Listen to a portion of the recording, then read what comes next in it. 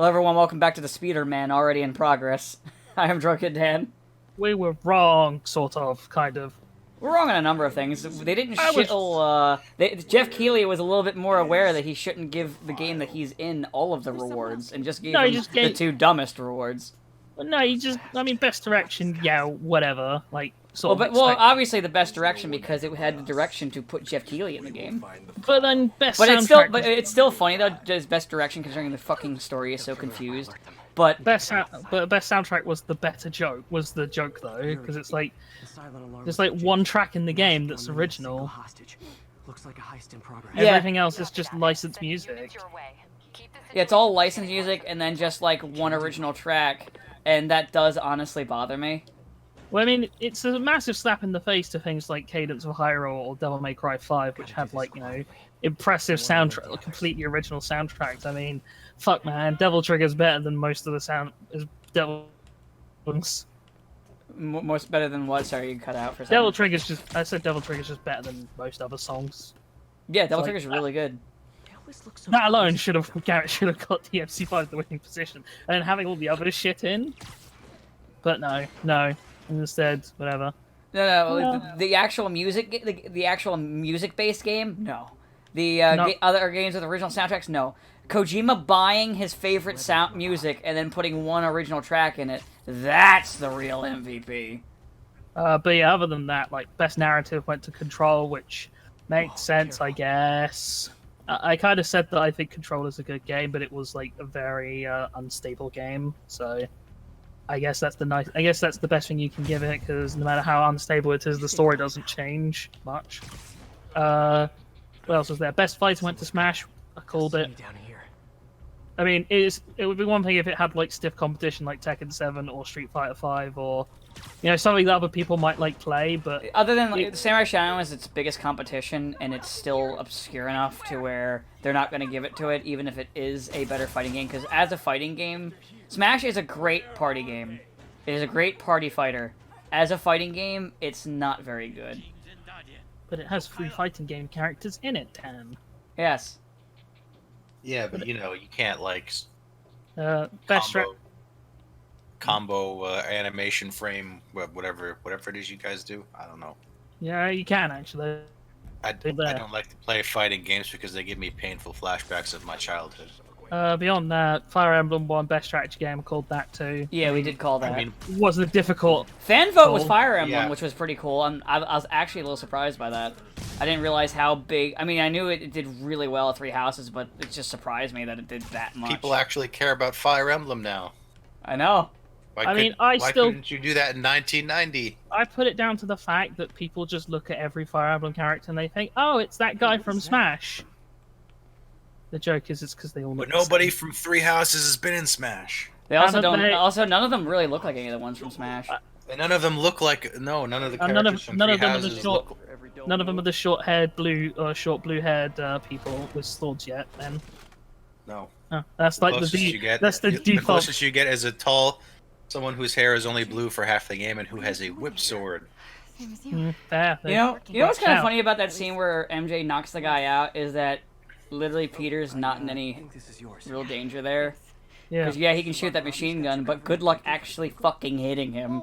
I mean, he does have a little thing called Spider Sense that doesn't allow him to immediate danger. Anyway, well, Spider Sense is broken. Just saying, seriously, Spider Sense is one of the most broken powers. But there was that one point in the comics where they got rid of Spider Sense for a while. Yeah, because of how broken it is. Well, I mean, it'd be broken if it, like, you know, ever actually sort of helped. If you look at how it's supposed to work, it's fucking broken. Well, it's supposed to be that. Yeah, Oh, but if there's any, it like, never works the way it's supposed to because there's no challenge because he just knows. Well, also the everything is gonna happen before it happens. also the writers often forget how powers work. Here's how Spider Sense works. Spidey's doing a thing, do. Spider Sense, danger! And then he gets hit in the face with something. I'm sorry. There you go. That is how Spider Sense works. Pretty much.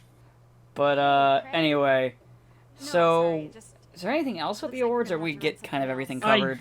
don't think there was anything major. I mean, I bitched out who I thought should have won Best Soundtrack. Everything else was like, I mean, I guess we could complain that Sekiro won Game of the Year, and which then again, can we really? Because I don't think any of us have played Sekiro. Craig? No. Never mind. I never played Dark Souls Tenchu. But the one thing I know about Sekiro is that it's the least talked about Souls game ever made. Yeah, actually, like, no one really talks about it. There is like zero hype for it, but there is still like mega hype for Bloodborne and Dark Souls. Yeah. And I'm agreeing to that while I don't really like the Souls games. I get why Peter does Which it. I don't. I don't think Sekiro deserved Game of the Year because everyone I know who has played Sekiro is like, yeah, no, fuck no. Being willing to say, But yeah, that was me. that's just me. Anyway, That's the sort of So- person I Like- want to be at least. Go ahead, sorry, No. sorry. I don't think there's super anything else. But Yeah, the only other thing I wanted to make a crack about was I like that they had the Muppets introduce the fucking games with impact. Now, I know it's supposed to be emotional impact, but you know what? I'm still going to make the joke. Is that the game that they collabed with, Goose Game, has more emotional impact to me than any of the games they showed. Half those games I was looking at like, wait, what? Huh? Who are you? I don't know why What? they bothered with Life that is Strange category. 2, I guess, is here. Yeah, I don't super know why they even bothered that category because it was so obvious it was going to go to Life is Strange 2. But, Did it like, go to Life is Strange why- 2? I don't remember. It did. It Oh. did. Of Like, course it did. why even bother? Because like everyone loves Life is Strange, and I just don't get it. I haven't played it, so I don't know. I haven't played the second one, but I didn't, and I technically didn't play the first one, but I did watch it play, and that is fundamentally the same thing. From what I understand, yeah. Like, But, it's like yeah, you know either way, I still feel like Goose Game had a bigger impact. So like, you And know it got how, completely snubbed. Just saying, it got snubbed. I mean, so did Devil May Cry 5, and even Kingdom Hearts 3. and I don't So, even so did like- fucking Resident Evil 2. Oh, I know many. Oh yeah, because it's me and I did a brief sort of half playthrough of RE2 out of disgust at RE2 getting shit canned. Yeah. But yeah, RE2 got fucked over completely, kind of hilariously. Like I thought, oh, they'll give something to RE2. Fuck that. Nope. Oh, I gotta make this joke now because I've seen the classic outfit for Jill. Because since Resident Evil 3 is a thing, and I think we talked about that last time. Yeah. We didn't talk about this part because they didn't show this because they showed it in the pre-order. So yeah, they got the classic design perfectly down for Jill. They've had it down They have it perfectly down for Carlos. They've had it perfectly down for Leon. They didn't for Claire. So I'm just gonna officially say yes, they hate Claire. There we go. I did it. It's done. We've crossed that bridge. Now we can walk away. She has been in the. I mean, to be fair, she has been in like the most amount of. She has like I don't know. Claire's always weird because it feels like she has like the least like reason to be in any of the games usually because she's just a normal person, whereas everyone else is at least like a cop or Yeah. a crook or I don't know. Sabo's dying. Like she's just a college student. So Claire's always had that issue against her, I think. And, you know, obviously Jill is poster girl for the series. Sometimes I feel like the whole history of the world. But is I'm just poking fun at That's the not a the Joe remake sandwich. team. I get it. Oh, I get that reference. But so anyway, this is actually it's fun since it's the MJ bit. This will be the best part to do the games of the decade since it's the most fucking boring part. I hate it when they make me control MJ and do this MJ stealth sections. I played further in the game. They are the parts I hate the most. Well, there's only 2 more after this. But didn't you always want to play as Mary Jane? I mean, I'd have liked to play as Mary Jane in Web of Shadows, where she's like, Which is a People- shotgun. yeah, that's pretty neat. But so anyway, we're gonna do the games of the decade. Since Sabo's here, I'm gonna do this the way I planned. So Sabo, because you're probably gonna be the most normal, and then I have some cracks. So I'll go next, and then Train's gonna be the most interesting. I have a feeling. I'm probably gonna be the most boring because I'm gonna be like, oh, what these games. That's why you're going first. Tell us the weeb stuff. The weeb stuff. Okay, so Oh yeah, for the I guess audience, just for the audience, real quick. So the kind of stipulations that I put on it were like, only one per like spin-offs are fine, but only like one per series, stuff like that. And like can I just go with and like re-releases were only okay if like it would added new content to it. Anyway, go ahead. Can I just go like Trails of Steel 1 through 4 as one whole game? Yes, because they are like basically one narrative. Yeah, Or I'm fine with basically that. One whole game. Okay, Yeah, that's well, fine. I'll go with that because that one was. I mean, that one was good, then really good, And it kind of petered out a little bit towards the end, but it still ended on a fairly high note. And hey, it's not even over yet. It's like it's weird to have like a long-running JRPG series that is like a coherent, cohesive narrative that like Yes. is more or less like competent. It is like fairly competently told, and it's not like relying on anime tropes. Sounds good. Like how Square can't really do narratives beyond a single gamer. We got Like, And sometimes they barely can fit it together in that one. Yeah, so Yes. it's nice that Falcom can do it and do it well. They can. It's quite impressive. I wonder why. Maybe it's because they're not obsessed with graphics, because graphically, Cold Steel is not. Yeah, Exceptional taste. Did you I'm know still him well choking here. before his arrest? Graphically, it's not all that impressive. It still kind of looks like a last generation game, but I don't care. Let's move on. I don't need massive, life-changing graphics with super sharp polygons or whatever they like to tote these days.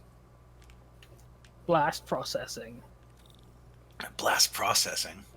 It's Metal Gear. So anyway, go ahead. Next. Next, I guess I'll go with Persona 5.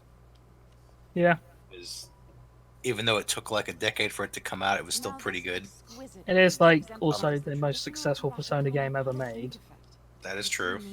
and probably one of the most sort of like well-regarded JRPGs we've had in a long time because it's like the first one to really sort of hit that I don't want to say casual, but like casual player base. A lot of RPGs this decade, this decade kind of like came out in full force and got really, really popular. I think it's because there's just been. This isn't some kind of weird dig at them, but I think it's just because a lot of companies have moved away from JRPGs and people have just been fucking hungry for them. Yeah, Basically, and it was because they were really hard to do on the PS3 Right. because of whatever the programming The problem PS3 was a goddamn nightmare to make games on. I know that. So many big like JRPG franchises just like skipped a whole generation, or the ones that they released were not that good. So all of a sudden they're like, hey, we can do a JRPG easily again, almost. Yeah, I think like No only roadmap, but hey. in the last generation, I think only really like the those really like niche ones were any good, or in like the Tales of games were any good in that generation. Damn it. but yeah. Wait here, please. You know what next, Sebo? More. Give us more.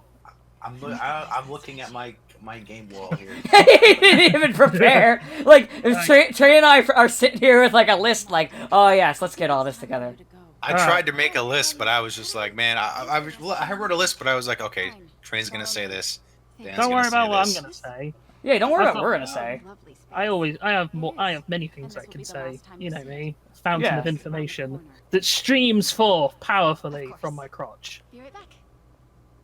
Ew, keeping it not kid friendly for you. it's true. Oh, Penises. that's right. That's right. We got to stay. This is not for kids. All right, let's see what else I got here. Hello, Craig. Well, since I'm looking at Three Houses, that one was really Because good. the reporter you sent is clearly not working as we agreed upon. I mean, to be fair, I've done like games, the top like our favorite games of like To get into that. whatever year we're in podcasts for a couple of years now, and like two of the people there will say like, yeah, I don't really like this game, but I did play it, so it counts. It's like, is Three Houses better than any of the other Fire Emblem games that came out In my opinion, yeah. this decade? I mean, kind of. I mean, they're all pretty good. I know you have this super hate on for No, I don't Echoes. the one game I did, Echoes, which is actually the one I didn't even play. Well, the first But, thing I'm gonna do is have Miss Investigative Journalist Yeah, it's I'd say Three Houses, Awakening, and then Fates. collect your head, Craig. And even then, Fates wasn't bad. It just Fates' story is bad. The gameplay is excellent, though. the gameplay is great. The story is not so great. In fact, Three Houses does the Fates whole branching story much better. Oh yeah, than Fates does. improved on what Sure, no Fates Three Houses improved what Fates was trying to do. Right. You'll get to talk more about Three Houses. Spoilers. It's on mine. I don't believe you. Joy. So how many have you done, Sabo, at this point? That's 3. There was Hey. 3. Did New Vegas come out this decade? Yes. No. Oh, it did? Huh. Yeah, it came out 2011. I know Oh. this because spoilers is also on the list. Nice. Okay, yeah. So despite people being shaky on Fallout, and I have an interesting story to say about that later on. But New Vegas was one of the better game. I think it's probably one of the best games I've played in a real long time. I played that for like hours and hours and hours and hours, and it was just with mods and stuff, it could basically go on forever. Even without mods. It was a well-made Yeah. game made that proves that Was- Bethesda can't make Fallout, but other people can. It's true. Yes. All you need to do is not have Todd Howard work on it. Yeah.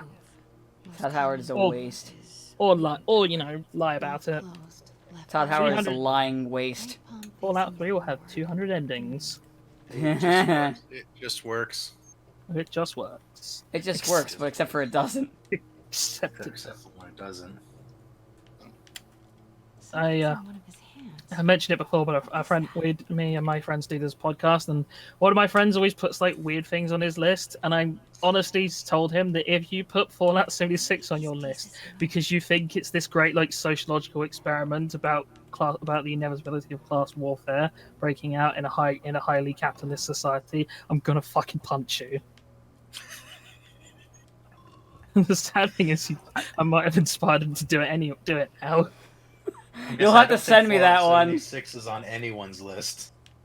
Well, I just know that, like, not last year, but, like, 2016, he had, like, a website that was just sort of anti-Republican Flash game propaganda as one of his top games of 2016, whatever it was. Oh my god. And also, he put No Man's Sky. Not, like, new No Man's Sky, original No Man's Sky. Not The because original No Man's Sky that not everyone because he hates. thought it was even a good game. It was just a game that bizarrely appealed to him because he just liked playing a game with absolutely nothing to do in it, because it gave him like time to be introspective. Yeah, my friend is. We have a few interesting arguments, but anyway, top games of the decade. You got any more, Sabo? I guess I'll just count all the 3 Super Robot Wars that like came out and actually got translated as one game So close. So or what? one series. Well, there So were 4. There was VX and T. T, and I guess OG, but OG like was only one of them. Yeah, it was only Moon Dwellers. Also, OG2 was way better than Moon Dwellers, and that one didn't get translated. So So yeah, VX and T, especially since they're like fundamentally the same. They're like basically. they're basically the same game. Yeah. I mean, but they were significantly better than Z3, and they got an English translation, which is something that nobody ever thought would ever happen. And they're quality English translations too. Yes, as opposed to Moon Dwellers, which well, You're an we don't incorrigible fool. you incorrigible, yes, you incorrigible fool. For some reason, that was like their favorite. I'm guessing it's to try and do something with Tebe. I guess, but Which it is was like, but well, so someone said that like. So apparently, at some point, they decided they were going to edit all instances of shit to damn it, but they just did like a copy and paste word. So The guy I saved 5 minutes ago. they use like some kind of copy and paste program, even if it didn't make sense according to like how it would work in the sentence. Good. So like at one point they're like, "You damn itty person." You hide back there. Wait, what game is this again? Guys, For sure. Super Robot Wars Moon Dwellers. Oh, okay. Yeah. It's because they got a release. It got as a way to circumvent all the various legal things that stop Super Robot Wars coming out in the West. Oh, okay. The They- thing where they yeah. have the English release in the other country. They release it in English-speaking Southeast Chinese, Asia. in Southeast Asia, which is English as a primary language, thanks to like Singapore and such. But this was the first one that came out, and their English translation was not very good. But- By not very good, I mean it's like they translated half of it and then like used an automatic program to do the rest. And I mean, it wasn't as bad as people thought it was going to be, but it was still pretty bad. But VX and T are pretty solid. I only noticed like a few grammatical mistakes in VX and T. No, the grammar's fine. The only problem is the game was clearly didn't translated by multiple people who weren't always on the same page, so sometimes like certain terms would be translated wrong, or certain characters would have like I think like they spelled the main character from Dumbbine's name like 3 different ways, Yeah. depending on what part of the game you're on and what, because it's like his name on the in the dialogue boxes is different from his name on the status screen, which is different from his name in the library. There we go. But still, it's better than Moon Dwellers, and it's better than what we feared. Better than what we had before as well, which was nothing. Yes, that's true. It's but- better than what. I mean, it's not as good as Z1, but unfortunately, that was from last decade, and it's also not one of the ones that's going to be translated. Yeah. So that's like 5, I think. That's 5. Yeah, I mean, This is going to be controversial, but I think Dragon Age Inquisition was Ooh. really good, and also like revived the franchise practically. is that It's okay. controversial? It's not really. I mean, that one's pretty popular. I was gonna say, I It is thought pretty Dragon, popular. I thought Dragon Age Inquisition was like really well liked. If you want to be controversial, you say Dragon Age 2. Yeah, because I mean, because some people are like, "Oh, it doesn't matter. EA's dead. It's ruined, and nothing can save it." And I was like, "Yeah, I mean, but I got a feeling that's probably true, to be honest with you. allegedly Dragon Age 4 is in the works, but we'll see. Considering it's Suppose- EA, because EA. yeah, but I mean, it's just after Dragon Age 2, which was bad, and Mass Effect 3, which was Also bad. okay at some parts, mostly bad. Well, I mean, say this. The problem with Mass Effect 3, though, is it's like, when your game is so heavily based on the story, if the story is like shit, it does like massively negatively impact. Because you're replaying Mass Effect 1 because you want to play the story stuff, because why else would you fucking play Mass Effect 1? Right. So if like this, if you know the story's bad and the story's just going to end shittily, why would you want to replay Mass Effect 1? And to a lesser extent 2, at least 2 was like a solid game. 2 is a solid game, and it hadn't gotten wrong yet. And then 3's like, it's okay gameplay wise, but the story's like so unbelievably trash and against what everyone wanted or expected or hoped for. Basically. And then, like, they released... Well, the final DLC was, like, a good story and what everyone liked, but, like, okay. That's a nice, fun side story to wave off the characters, but, that doesn't help the fact that the actual ending of the game is still pretty bad. But that's a band-aid on, like, a gaping wound at that point. Yeah. Yes. Because, like, the damage is done to the brand, and, well... We saw what happened with Andromeda. Yeah. So... Oh god, Andromeda. Yeah, Dragon Age, that's not... Actually, there's a really good... the fucking Will Hoppen video on Andromeda is really good. I remember that my friend initially thought Andromeda was good, and then I told him to replay it again, keeping certain things in mind. And he's like, "Wow, you're right. It's terrible. You ruined it for me." Congrats. Good. Now you know how I it was feels like, to be "Well, me. sorry. It has to be done." Yep. But yes, after Dragon Age 2 and Mass Effect 3, Inquisition came out after that and was pretty solid, and sort of saved Dragon Age, I guess. Maybe we'll have to see how 4 turns out if 4 ever comes out. So far, we've got two good games and 1 bad game, as opposed to Yeah. Mass Effect's one One okay good game. 1 pretty game, 1 not so great game, and then 1 horrible Well, game. I'm gonna be that guy. One good game. No, I also hate Mass Effect 1, but I can't... But which one is good, 1 or 2? 2. Just 2. 2's the good game. Okay, I'll tell you why I hate Mass Effect 1, right? So because, I mean, aside from the incredibly obnoxious loading times and, like, some of the characters just being really fucking hateful, Ashley. Hello, Ashley. Aside from that, though, I remember I was on, like, the ice planet, right? And I was going to like, fight it, going across to that, like, to that base, and I got there, and I got killed by some random thing. Okay, fair enough. And then, like, when I reloaded the checkpoint, it's like, oh, you're back, like, 2 hours ago. And I'm like, what? All that progress just gone because you can't program a checkpoint properly. No, that's why you always save manually. Well, I didn't know that at the time. 6 months never So anyway, that's why I hate. That's why I forever soured on Mass Effect 1. So anyway, But- do you have any more, Sabo? Speaking of dragons, Dragon Quest 11. Oh, I still need to play that one. It's very, very good. Unless, well, I mean, if you like old school style games. It's Oh yeah, it's like a very much good. a fluff kind of like very simple story RPG sort of It's thing. it's a simple story, it's stuff, but it's like, hey, it's a fun RPG, and we Yeah, there's haven't nothing wrong with had that. we haven't had a non-complicated, just fun turn-based RPG. Where in it's a just very like, long hey, time. here's the bad guy. Okay, fight the Kill bad him. guy. So, how's Yes, it going? go explore the world. The world is fun. All the characters look like they've come out of Dragon Ball, but it's okay. I mean, yeah, it's Toriyama's art, so. Yeah, they usually have, to be fair. Yeah, Again. As soon as he reads the article you're gonna write, guaranteed. Yeah. and it was good. It was good fun. I mean, What's your take? didn't exactly break the mold or anything, but But Dragon Quest is not about breaking molds. that's true. Dragon Quest is about being that throwback to the old school JRPG where everyone else is sort of Did doing you get that promotion? No, anime stuff with like complicated plots and characters and such. And Dragon Quest is like, no, but here is just a fun game with these mechanics and right where I want it. Yeah, I think both are fine. I think having like a simple kind of plot Your other job. and like a simple sort of thing is also I've fine. never heard you talk Yeah. like that before. I'm not gonna change I it. mean, I think like a game like a story like that definitely has its Why place. did you ask me here? I'm just waiting to see if Sabo names Kingdom Hearts 3 or not. Dinner between friends. Friends. It's game of the I'm, decade. Is that what we are? I'm a game of the day. You know, I mean, Nah. that's what you wanted.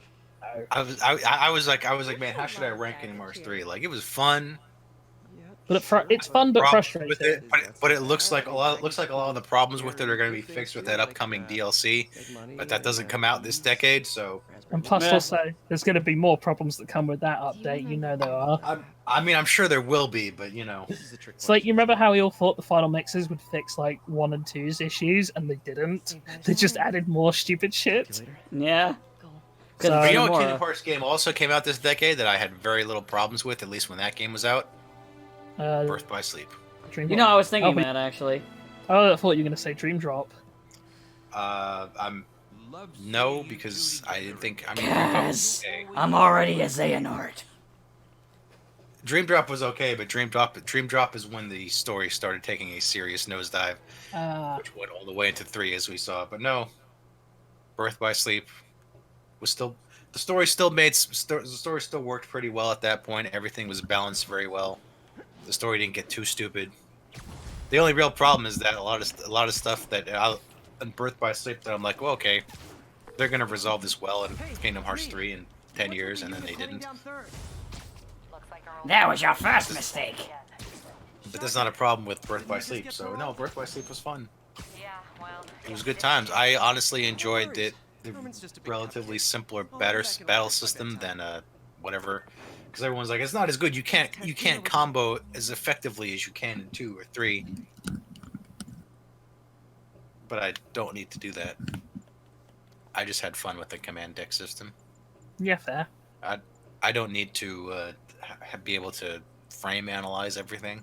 Sure. So is that it, or should we move on to Dan's, or have you got any more you want to talk about? What number was I on? Like 7, I think. Yeah, I think it was like number 7. I think I'll stop because I might start naming stuff that you guys are going to. So I mean, you already have. It doesn't matter. yeah, but no, that's all right. Okay. Don't you? I was thinking about what Trails game to talk about, but I was like, I don't know which one is the best of this decade, considering several of them have been remade. Oh, you mean the Tales? Oh right, Tales. Yeah. I was gonna say, I don't think we were. Trails. No, I get them. Yeah, well, it's almost the same, It is basically the same thing. basically, except one is made on a slightly bigger budget. But I was like, yeah, what Tales of should I mention? I don't know. Can I just say all of them? Yeah, sure. Okay. Just there for show? I guess just as a whole, it was a good decade for Tales of. Yeah, the Tales of games. I do have one of them on mine. Yeah, Is they it were the really Syria? good. You'll have to wait till we get to the number. Okay, because I'm gonna say Berseria is the one game I didn't play. So, if that was good, that's not on my list because I didn't play it. But I heard good things about it. But all right, I'll just go with as a series, it was pretty good. And I'm not sure which one of them I should say was the best of the decade, though. So I'll just leave it at that. All right. So, for my list, I do have like 1 through 10. Hold on, I'm hiding right now because I'm trying to do the extra objective to get like stealth takedowns. But so for my number 10 slot, I put in King of Fighters 13. Yeah, fair. I put that in because so that game just visually is like the best that game has ever looked, and the gameplay is really good. I highly recommend that game if you've at least played like some of the other King of Fighters games, just because it's still hard to get into because King of Fighters is weird like that. They attempted to do like a BlazBlue style story mode.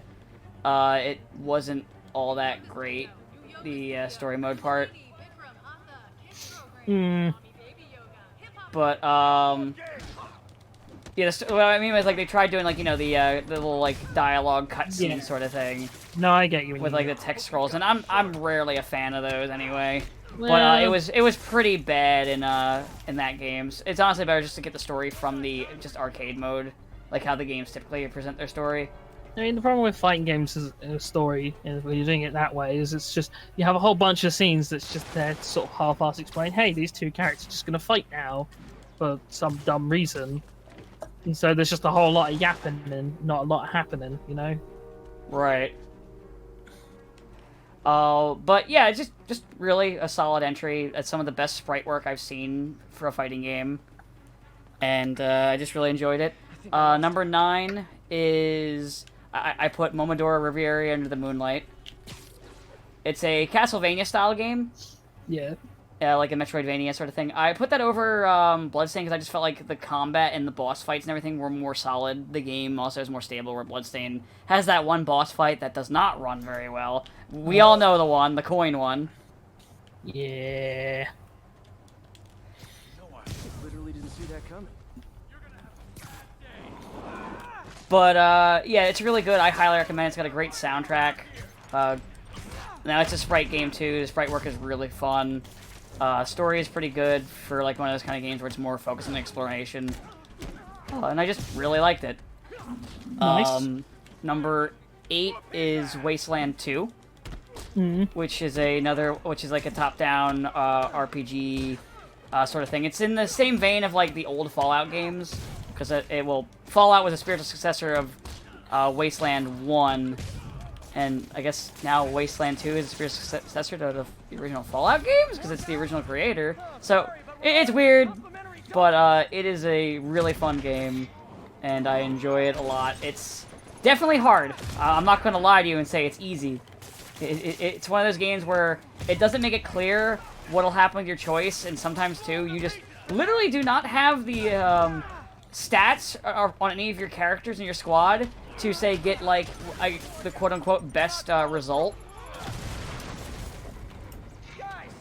But, and, like, you know, you can approach different situations depending on whatever skills are in your squad and shit. It's really good. It's definitely one I'd recommend. It beat out another game that's going to be in my honorable mentions after I hit, when I get to the top 3. I'm going to switch to those. Let's see here. Next is Bleed 2, which is just a really fun arcadey shooter and is better than Cuphead. Suck my nut. Because it's actually fun, has actually good boss fights, and doesn't have really shitty boss patterns that sometimes will break up their own pattern just because fuck you. Only a couple of them in Cuphead do that, but still, it's enough for me to care. Considering you take 2 hits and you're dead. You are dead. Then, Doom 2016. I don't think I need to explain that one. Actually, I'll tell her, like, Doom was on my list, but I hadn't particularly ordered it because I was gonna knock off things that weren't necessarily gonna get mentioned. So, I think kind of one of the main... You kind of had a feeling one of us was probably gonna mention Doom. Sort of. Doom. I mean, it is just a sort of perfect throwback game to classic F3, like, you know, Half-Life FPSs. Those things existed, yes. Yeah, they were a thing that existed. I know it's scary and weird to say, but they did. They were the common thing at one point. Yeah, it was, you know, it was incredibly, like, well made. Surprised considering who published it. But, Well, that was back when they were fine as publishers, before they started getting goofy with, like, say, the most recent fucking Wolfenstein. Youngblood. Yeah. Yeah. But, yeah, Doom is really great, like, throwback game, and I don't know, other sort of upcoming FPSs like take cues from it.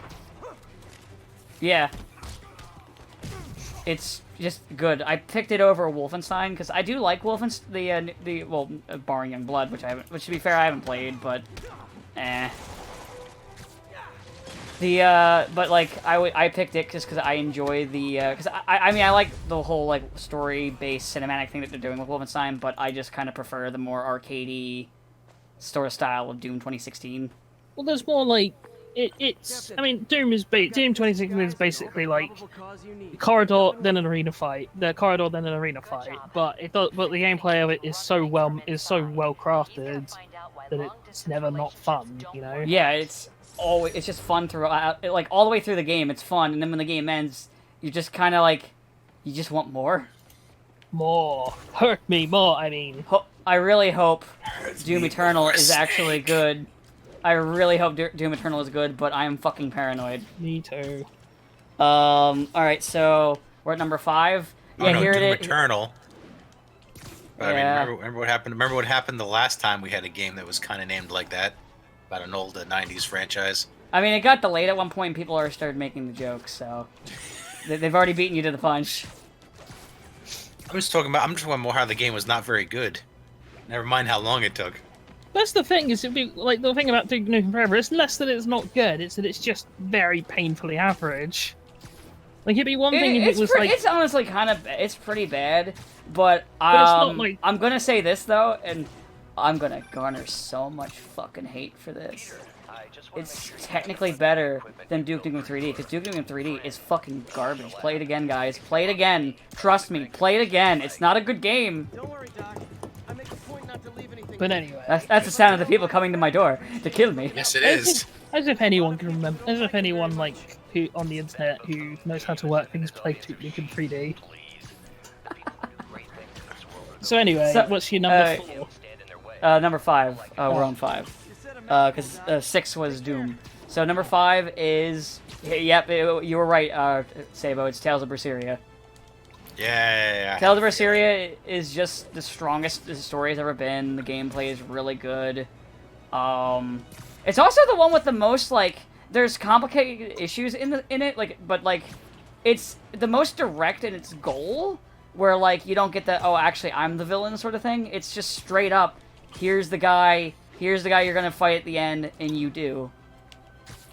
It's weird, but it's also, like, complicated in its character writing. It's really well done, and it's definitely a step up from the game that it was the predecessor to. Is that Vesperia? Yeah, Zestria. Zestria, the one everyone hated. The one that was so poorly received that the director basically had to quit. Oof. Because he couldn't show his face in conventions without people, like, hating on him. The only, like, what was it, like, so one of the worst parts of that game was, the story was, so, like, in Tales games before, and also Berseria, you usually have, like, some fun inner conflict with the party members, and, you know, usually some fun banter, but literally until you get the character Edna, like, everyone's just kind of agreeing with each other, and it's just kind of boring, and the characters aren't really interesting in their quirks until you get to, like, Edna and Rose. Because, like, the fucking Night Girl, the princess lady, Noble, whatever the fuck, I forgot her name, is, like, the most bland piece of shit that I think Tales has ever cranked out. Which is to say a lot, because Tales characters are usually pretty good, actually. But, yeah, Berseria, it's just really good, and I highly recommend it. Number 4 is Fire Emblem Three Houses. I can't really add anything else to what you said, other than, like, it is the strongest written the series has ever been. Because it's suspiciously similar to another JRPG series, from what I understand. Oh yeah. It has. You mean because of the whole like scheduling mechanic? No. Me and Saber were talking about it a bit last week or earlier, and it's like. Actually, bring it up here because I don't know. Okay, so there are a lot of suspicious similarities between Fire Emblem Three Houses plot and elements, and Trails of Cold Steel's elements. Yeah, like the school, the church. I mean, the church is significantly different in Trails of, but it's still like, hey, it's this far-reaching church that's very secretive and very Christianity based. Yeah. Plus, like, yeah, it's not just a mechanic school, but it's a military academy that's like brought in all these people from all these other sort of different like nations and shit. Different nations, sort of people who are like antagonistic towards each other, and then civil war breaks out, like based on a lot of those sort of opposing factions. That's like zero personality, but your suit is awesome. Plus also the stuff with the dragons is very similar to our plot in Trails. Well, actually, you already know this mechs. So it's very similar to the plot whole thing with the mechs in Cold Steel. So I'm not saying it's a rip-off, but it is very similar. Very similar. It's not a rip-off, but you can see like, oh, there's a lot of similarities here in terms of themes. Did you learn anything about his motive? The actual plot is quite different, but still. Yeah. But yeah, the writing is definitely the strongest that they've been. Like the characters are actually thought out. I tolerate. And it's a rarity for Fire Emblem because usually the characters are very fucking basic. Like, really basic. And, like, their attempts at trying to be gray, because this game actually does manage to be gray, their attempts in older Fire Emblems to being gray are like, by the way, Crom's dad was a fucking psychopath. He killed a lot of people. Alright, what about Crom? Crom's dad is a psychopath! Crom is a nice guy who does nice things. Yeah, actually. So, like, their attempts at being gray are just, like, really fucking hilarious in every Fire Emblem before it. Fates is hilarious, because it's like, you have 3 options, the middle path, the good guys, or the clearly evil guys. It's really just what brand... It's really what well, brand... there's also the fact that taking the, quote, evil path in Three Houses, like, actually feels like you're doing something positive with these negative people, and what's funny is like, some people like that usually like the Blue Lions will say it, but what's funny is, so one critique I've made is that Dimitri is, I call him the status quo lord, because he doesn't really fix the nobility system, he doesn't really fix anything for lasting change. He's just the status quo. He keeps the whole the shitty crest system. He keeps all of the awful shit going because he's okay with that. So that's why I've jokingly called him the status quo lord, and also the fact that I feel like out of the lords he's the most incompetent. But hey, he didn't shake up things like, you know, certain other people did. So like the other two. So that makes him okay. Hey, he's even though the church is terrible and causes problems. Dimitri, if you like Edelgard, you just want to fuck her, and I don't want to fuck Dimitri, except for I'm going to talk about how much I want to fuck Dimitri. I'm making fun of the fandom here. Everyone wants to fuck Claude, not Dimitri. No, it's Dimitri. Oh. Maybe it's just like, my one friend. My one friend who does nothing but talk about how awesome Claude is. I do like Claude. Don't get me wrong. Claude's actually my favorite of the 3 lords. But I'm poking fun because I would see that a lot where they're like, if you like Edelgard, it's just because you want to fuck her, and I'm like, dude, I already know you want to fuck Dimitri raw. Don't you try this shit with me. Don't you try this shit with me. You're projecting right now. Says I thought all the Black Eagles people are more into Dorothea than Edelgard. Well, Dorothea is just popular in general. But actually, the one that everyone's more into... because you could take her in any route, but still. Well, actually, the one that people are really into for Black Eagles is Bernie. Bernie is the most popular one. Of course. Am I not surprised? She's literally she literally dominated like character polls. What's her thing?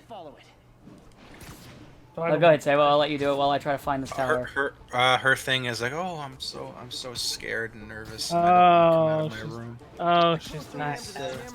She's one of those, but she's actually well be done. Nice to me. I mean, she's well done. She's a not reason even for being. she's not even a please be nice to me type. She's a paranoid crazy person. Yeah.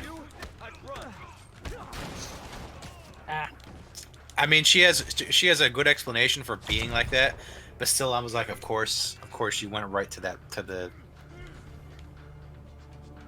awkward one. Yeah, the shrinking awkward one, as opposed to like, you know. I mean, to be fair, Awakening's popular one was the fucking child abusing sociopath. Oh, the crazy one. Yeah, Tharja. She was the popular one with that one. Of course. In fact, I'm actually surprised it wasn't Dorothea, even though Dorothea is actually like one of those kind of characters, but actually well written. Versus like a Camilla or Thoughtja, as I keep calling her. I mean, because she's a thought. Sure. So anyway, what's after 3 houses? So after 3 houses, okay, so we are now in the top 3, so I'm going to talk about some of my honorable mentions real quick. I'm not going to talk much about them, just like kind of go over them real fast. I'm going to pause so I can just kind of go through these real quick. So Persona 5, just because I put other RPGs ahead of it, and I just enjoyed those a little bit more. A Hat in Time, Pathfinder Kingmaker, which is a really good adaptation to Pathfinder, the tabletop game. Serious Sam 3, Grapple Force Arena, Tekken 7. Yeah. Out of the Tekkens, it was my favorite one to come out, because it was between that and Tag 2, and I ended up going for 7. Bloodstained. And then the last one, and this is actually why I put that whole thing where it has to add content, was just for this, and there's totally not an excuse attached to this that you're going to find out in 2 seconds. Super Street Fighter 4, and it's totally not attached, so I can just say, like, isn't it funny how Super Street Fighter 4 is a better game than Street Fighter 5? Ah. And Street Fighter 5 is one of my least favorite games that come out in the last 10 years, and it's a piece of shit. And this is where you name drop Street Fighter 4 Arcade Edition as your number 3. No, Street Fighter's not on there. That literally, I literally put Street Fighter in the honorable mentions just to do that. I do think the game's really good, but I just put it in there just to shit on Street Fighter 5.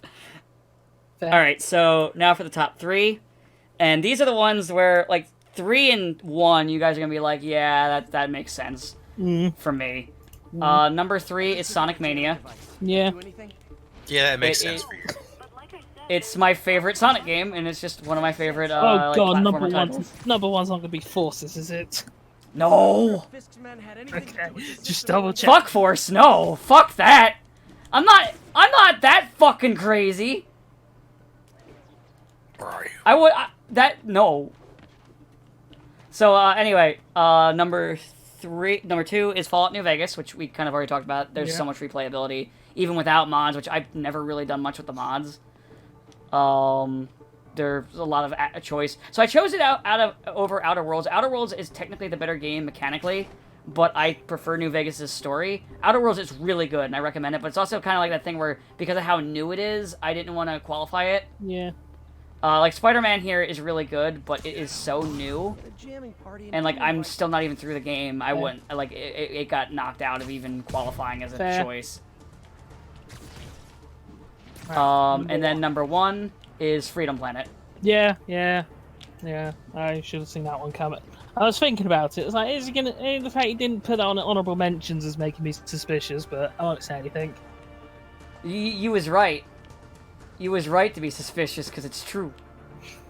I mean, Freedom Planet certainly looks like throwback to classic Sonic. Yeah, and it's the kind of game that I really like. It's similar to Sonic, but it's definitely more combat focused. Yeah. With like actual thought put into the boss fights. Well, that's why I said it's a throwback, because it's meant to like borrow. It's sort of one of the classic sort of indie games that is like a not following the leader, but like trying to resurrect the the style, because that was before Mania even came. That was like years before Mania came out. Yeah, sounds. Yeah, list is it's a pretty solid list. Yeah, like I said, the only funny thing I really had was just shitting on Street Fighter 5 for being like one of like the worst being the worst entry into the Street Fighter franchise. So before I get into like my actual list, I'm just gonna drop a few things like 3 games in here that I think are really kind of important, should be talked about, and Dan's gonna hate. Bayonetta, Just need to get rid of the because Yeah, I mean, sure. the main reason I say Bayonetta is because it was like a really sort of decently successful it was a really good successful action adventure game that certainly put Platinum back on the map, or put Platinum on the map. I'll agree. And has made them sort of one of the most sort of This was the kingpin of what's the word I'm looking for? One of the most sort of prestigious game companies, or newish game companies to come out of Japan within the last sort of few years, or in the last sort of decade or two. Yeah, no, he's right. I don't. So I'm not really like. I mean, I've said in recordings before. I'm not really a fan of Bayonetta, but I can agree to that.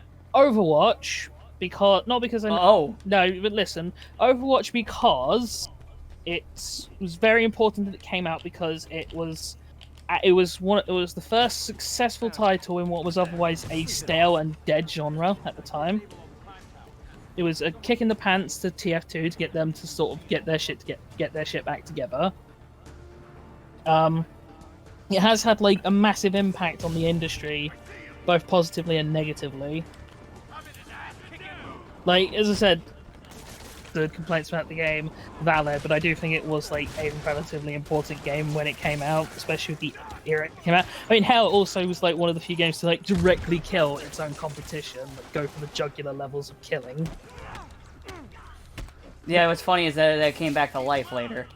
No, I don't usually talk about TF2. I'm talking about like Battleborn and.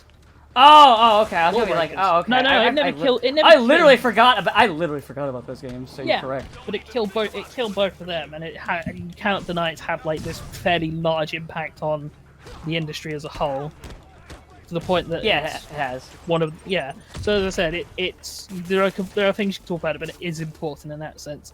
And yeah, so like for the audience, because they know I even used to play it a lot. Like I grew to hate it because I hated the way they changed the game and everything like that, and esports bullshit. Fuck esports. Red Dead Redemption 1. Okay, that's the last of them.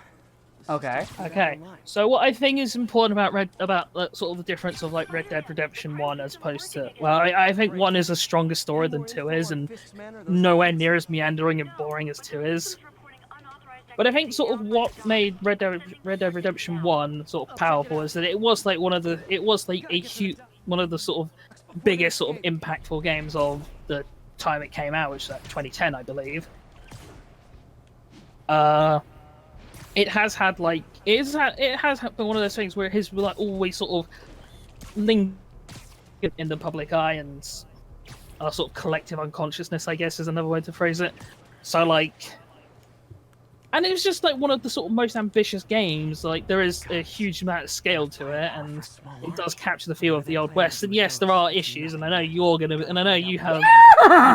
No, yeah, How do I move, Wilbur? No, yeah, I get. I'm not saying it's perfect. What I'm saying is it was like for its time, it was incredibly ambitious, especially. It's essentially a new IP because Red Dead Revolver was not a success. And wasn't even made by Rockstar. You know, to be fair, the atomic bomb was pretty ambitious too. Yeah, and it was a huge success. Oh, atomic bomb has given us lots of great things. Like Godzilla. Yeah, I think it was worth a few 100,000 lives, and years of fear. But hey, anyway, so that's like my sort of controversial things that I think would upset Dan. Metal Gear Rising is like my number 10, I think. Now maybe I can figure Oh, out what's a good going on. choice. Because it's the last good Metal Gear game. What's funny is when you were talking about the Bayonetta thing, I was thinking to myself, well, yeah, without Bayonetta, I wouldn't have Revengeance or Nier Automata. That's something I forgot to mention in my thing, Nier Automata. Well, spoilers. But yeah, Metal Gear Rising, just because it's like, it was sort of it was like incredible, like something unheard of at that point to have like a Metal Gear game that didn't have direct involvement with Kojima and be good. Yeah. It was the last good Metal Gear game. Last good Metal game, and what a fucking hurrah it was! It gave us such... Hey, at least it went out with a bang, and they didn't make another one. Yeah. What Skull? Who? So yeah, Metal Gear Rising. What about Revenge? It's it's a short game, but it's so endlessly replayable because it has that sort of Devil May Cry influence behind it. That the point The only thing that's a little bit of a stinker when you're replaying it is that part when it's like the forced stealth section when you're all fucked up. Oh yeah, you gotta like sneak. You gotta get over to fight. So what is then one of the best boss fights in the game, though? Yeah, yeah. But are you naked though? No, you're never naked anymore because you're a cyborg and you have a penis. It's true. I'm just saying, we were all thinking it. Jack got it ripped off. Number 9, GTA 5. Once again, for that level of sort of Rockstar's insane ambition, and a lot of it is also that Rockstar just has the sheer amount of money to throw at these sort of projects. But it is also probably like one of the longest lasting games they've ever made. Like, people still play it. Like, It lasted so long, they decided to put literal casinos in the oh game. yeah, the updates are bullshit. I'm not gonna deny. Oh no, I just wanted to make a joke about it. That's all. But it is. No, you and I played it for a while. Yeah, we played it. I did really. It is. Yeah, like, it is still enjoyable, and I think if we had if A, we had it on the same systems, and B, we could be asked. Yeah, because I don't have the console version anymore, and I uninstalled it ages ago. Yeah. And let me tell you how much of a pain in the ass downloading that game it would be, and I really don't feel like doing that. Yeah. Well, that's why. But so yeah, I think Nier Automata. You know, it's another Platinum action game. It's like 3 I've mentioned thus far, but boy, do they know action.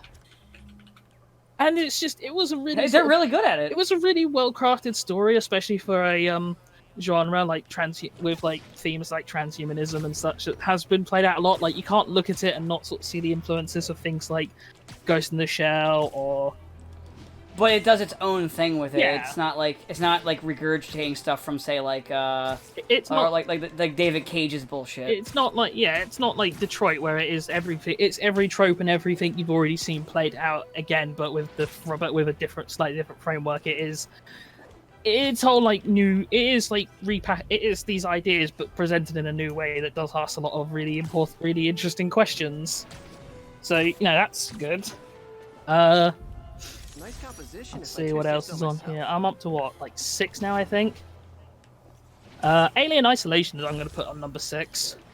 Oh, yeah, it's a good game. It is like because it's like insane the level of detail into that game in terms of into like this like original Alien and its 70s version of what the future will look like.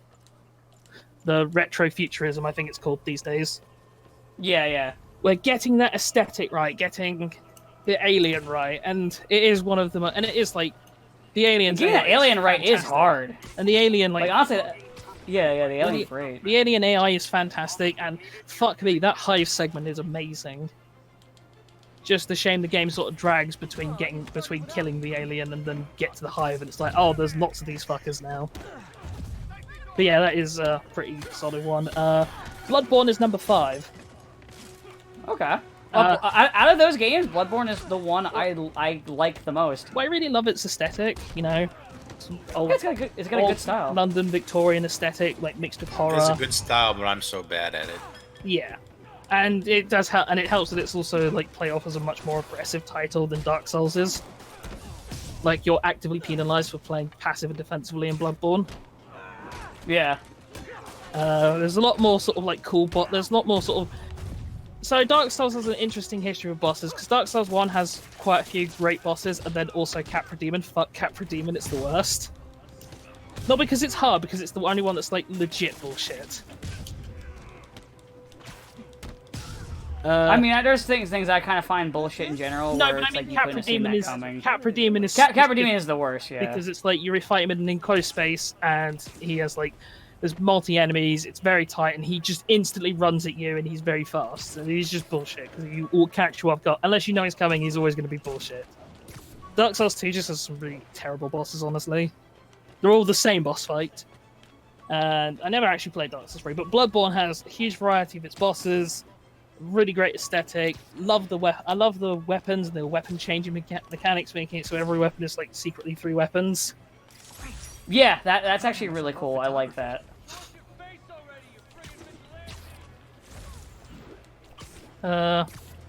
Yeah, that's like my favorite Souls game. Yeah, it's a solid. Like, I'm not a fan of the Souls games, but it's definitely a solid fucking game. Number 4, Spider-Man. This game right here. What a surprise. I'm ranking it high because I love me some Spider-Man, and fuck me, Dan's not got to it, but this game, or got to the ending yet. But man, this game is just, yeah, MJ's problem. We'll probably bitch more about her next week. Yeah. But like, or next time I record, whatever. I mean, I'll, after, yeah, because we kind of like took up all the time with this. We'll make fun of MJ now that she's introduced a little bit more based on stuff that we already know from playing, but we won't get into too spoilery. Well, actually, it doesn't really matter considering we're talking over the whole. Yeah, thing, but right? I just mean we're not gonna have time. I don't feel like we'll have super time. No. In fact, I'm not even gonna do a mission because I just realized because we're already like an hour in. Yeah, so I'm just gonna do I'm just gathering some side stuff while we talk. So yeah, the game, like, I mean, I kind of don't really need to talk much about Spider-Man just because, well, we're gonna. Oh, by the way, I did arrest Shocker the first time already. Damn it! Yeah, we didn't do Get Back Here, Shocker. Unfortunately, it was. I think it was while one of us were still talking, and I didn't want to do it. But it's okay. We can still do it. We have one more chance. I mean, it would have been great while we're running through the city. Yeah. Like, get back here, Shocker! Shocker! Yeah. Number 3, RE2. Like, fuck me. RE2 is solid. It's a really strong game. It's like, it's not like perfect one. I bitch about the one thing, but it is still a really good game. I prefer the original, but it is really good. It's not a perfect one-to-one translation of that game, but of the original. But man, the things it gets right, it gets fucking amazingly right. You know, sounds great. The monsters and the way they interact is great. The level of detail is great. Like, Dan knows my thoughts on that, where shit's just modeled when it doesn't need to be. And like things like the liquor doesn't respond to a suppressed SMG because it's suppressed and it's blind. That like little touch like that. X being more aggressive, he shoots hat off. Great. Number 2, Yakuza Kiwami. I almost put Yakuza Kiwami on, but I just kind of didn't in the end. Don't you mean Yakuza Nate plus Ultra? No, Yakuza Extreme. Because Kiwami means extreme. I also almost put I almost put like Kiwami 1 or 2 on because I really like those games a lot. I'm gonna say Kiwami 1 just because I think it's it is like the sort of most marked improvement because like it comes off the back of 0, which 0 is great, but Kiwami is better. I mean we made fun of the pacing and the fucking story of fucking 0, because 0 is good. It has a good story, but the way it paces it out and sparses out the story is terrible. Yakuza 1 is my favorite Christmas game. I agree, because it is the best Christmas story. And he didn't shoot his eye out. Drugs are maybe So shoot your eye out, kid. Definitely top 5. And then my number 1 game of the decade, Devil May Cry 5. Like, in fact, I didn't mention it until right now. Should have tipped you all off, but fuck me. I mean, you've only been saying how it's like perfection for ever. Yeah. Since it months came now. out. I love it. Like, I still need to get it. Like, I played a little bit of it from a friend's copy, and yeah, it's really fucking good. I just haven't, bought it. it's like, but it's even like every game, even DMC, Devil May Cry gets like lip service, but it never feels like disrespectful.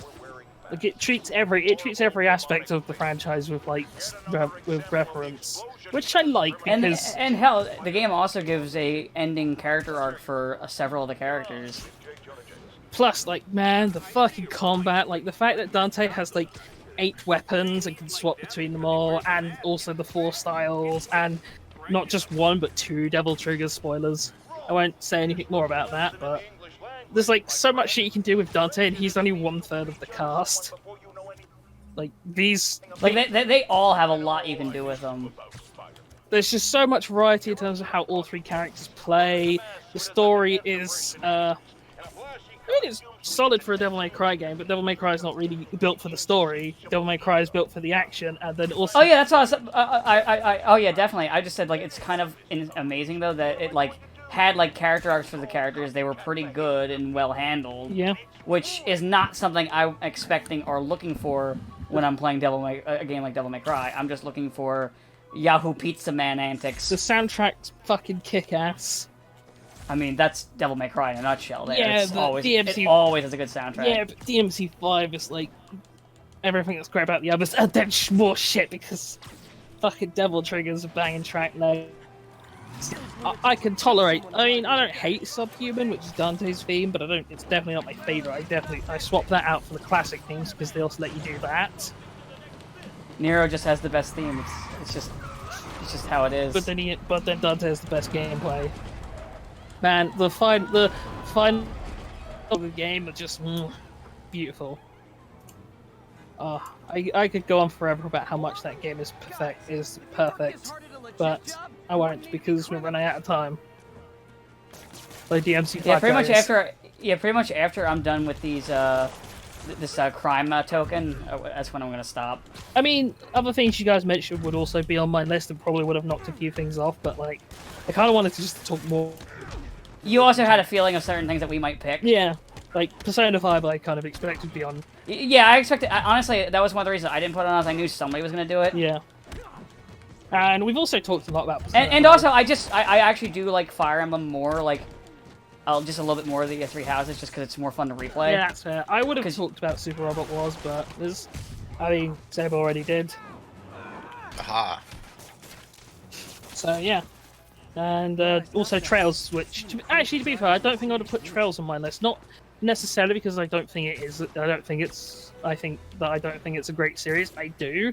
Just, I think it's. I actually assumed one of you was gonna put I think one it's of a those hard. on I there, think to it's be a honest. harder series to talk about because a lot of things I like in it are for like later, are in like after certain points. And I'm an issue because I still am trying to like slowly play through the game. Yeah, so it's like and like I couldn't put them on because the only ones I've played or am playing at the moment are the old ones. Yeah.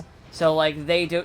I don't think they even would qualify. So it's like talking to you, who definitely wants to get into it. It's like, but a lot of the cool things are kind of spoilery, and I don't want to spoil some of the things because they are like genuinely surprising. So yeah, when my like later podcast that I'll do in a couple months with my friends, I'll probably be a bit more open about it because they're not gonna fucking play it. I recommend great shit to them, and they don't. So. Well, I think a lot of people in this group play a lot of like niche RPGs and shit. I think that's the other thing. Yeah. Yes. Like we're really into like weird. We haven't played games. a single Call of Duty game. I played one years ago. I think the closest I ever played was I played the Battlefield Bad Company games. That's the closest. Closest thing I've really played are like I played like Call of Duty, like one of the early ones back when it was still a World War II game. No, Dan, the closest thing you played was Halo, like last week. I was gonna say or Halo. I would say Halo. Because Halo is like the closest thing. Yeah, I was gonna say, you were literally playing Halo last week, so. Yeah, I was I was playing Halo like the other day before recording this. Yeah. So. Filthy So I've casual. been playing that online a good bit. So yeah, that's the closest thing, but even that's not quite the Should be same. here soon. I've got other things. But yeah, it's been a good decade for games overall, and I hope the next decade is good because well, let's be honest, we're all probably fucked anyway. Climate change and Games. all the other shit. Games for next decade. Let's worry about surviving the next decade. Never mind what we're doing to entertain ourselves. Yeah, he's got It's a all point. gonna be ogre soon. We're all doomed. We'll all die. The end.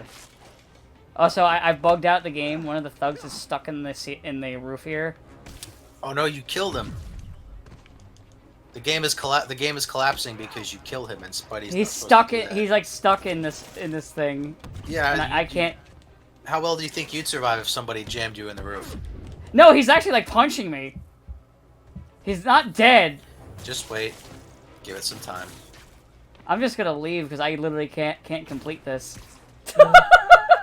Fuck. Will it reload or will he still be stuck there Try forever? He's a crime token thing. Try it's using a fine. gadget. Might work. I don't have many gadgets right now. I only have the. I was trying to use the webs and impact webs. That's all I have at the moment. So anyway, I hope you enjoyed Games of the Decade. We will rip into Mary Jane next time, because my view on her is not the best. I don't think I'm as harsh as Train, because me and him will talk after the recording a little bit, but I don't like her. She's probably like the part I like the least about this game. Anyway, guys, I hope you enjoyed this, and have a good day.